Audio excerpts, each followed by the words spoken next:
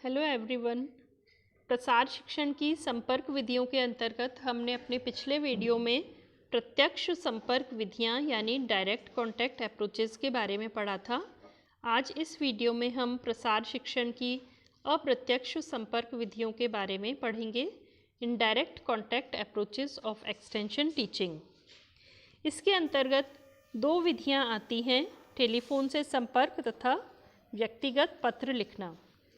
सबसे पहले हम पढ़ते हैं टेलीफोन से संपर्क यानी कॉन्टैक्ट बाय टेलीफोन के बारे में।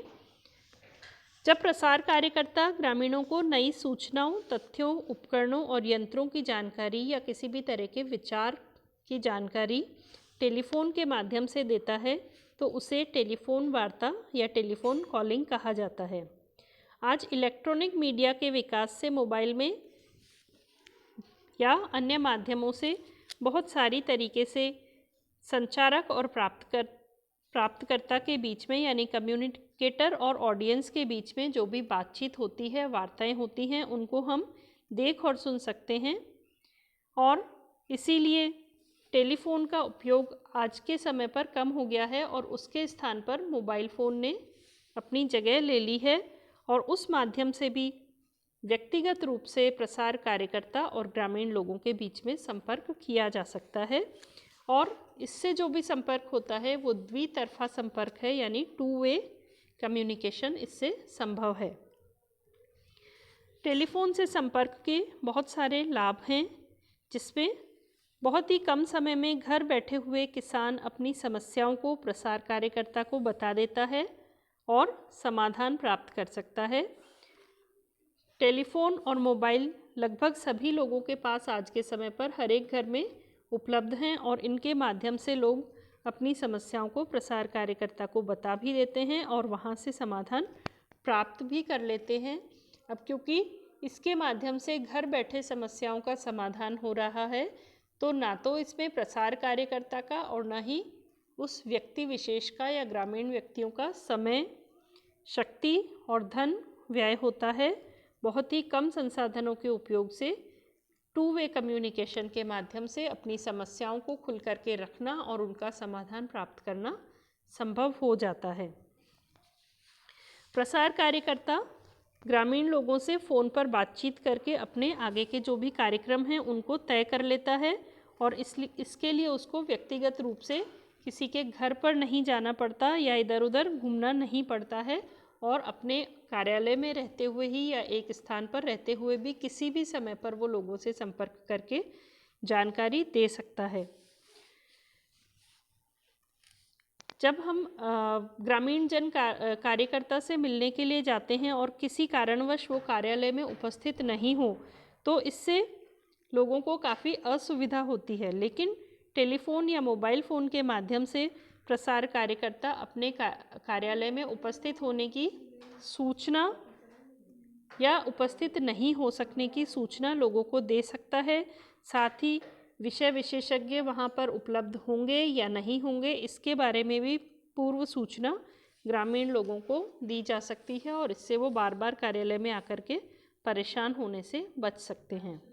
लेकिन इसकी भी कुछ सीमाएं हैं, जैसे टेलीफोन खरीदना या मोबाइल खरीदना अपने आप में एक खर्चा है, उसकी बैटरी चार्ज है या नहीं है, चार्जिंग की समस्या कई बार होती है, बहुत से स्थानों पर विद्युत संचार नहीं होता, फ़ोन अगर ख़राब है तो भी समस्या उत्पन्न हो जाती है, गांवों में कनेक्टिविटी की सुविधा भी प्रॉपर नहीं है, तो अगर इंटरनेट कनेक्टिविटी या मोबाइल कनेक्टिविटी नहीं है तो भी प्रॉपर बातचीत होना संभव नहीं होता।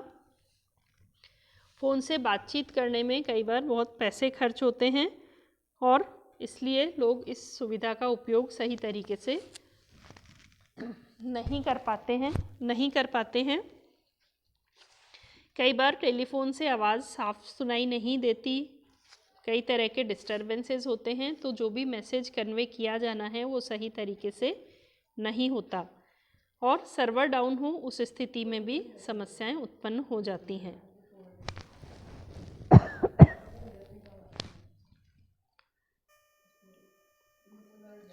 दूसरा मेथड है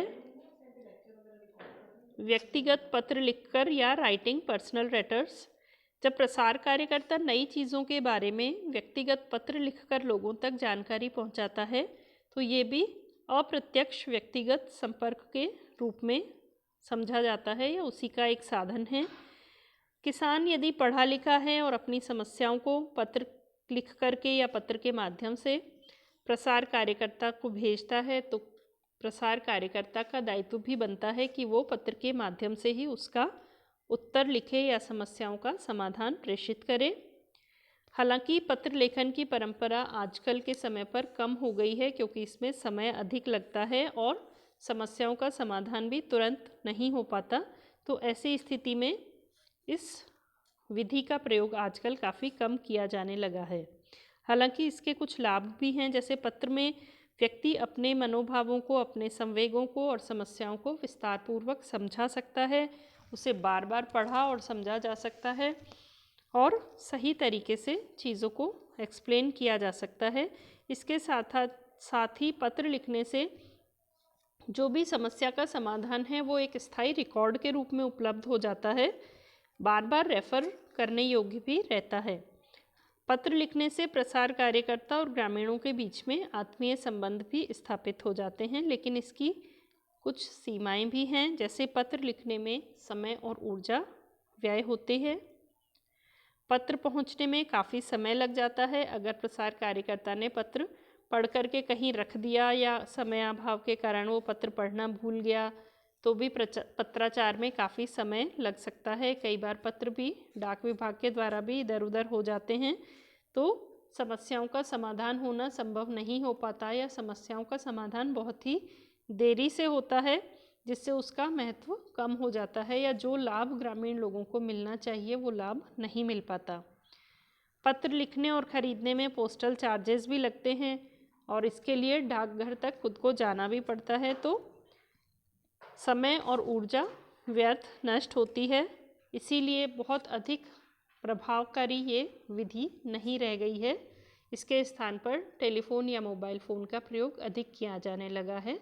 तो अप्रत्यक्ष विधियों के माध्यम से भी हालांकि प्रसार कार्यकर्ता ग्रामीण लोगों की समस्याओं का समाधान कर सकता है और कुछ हद तक ये प्रभावी विधियां हैं जिन्हें ग्रामीण जीवन में उपयोग किया जाना चाहिए।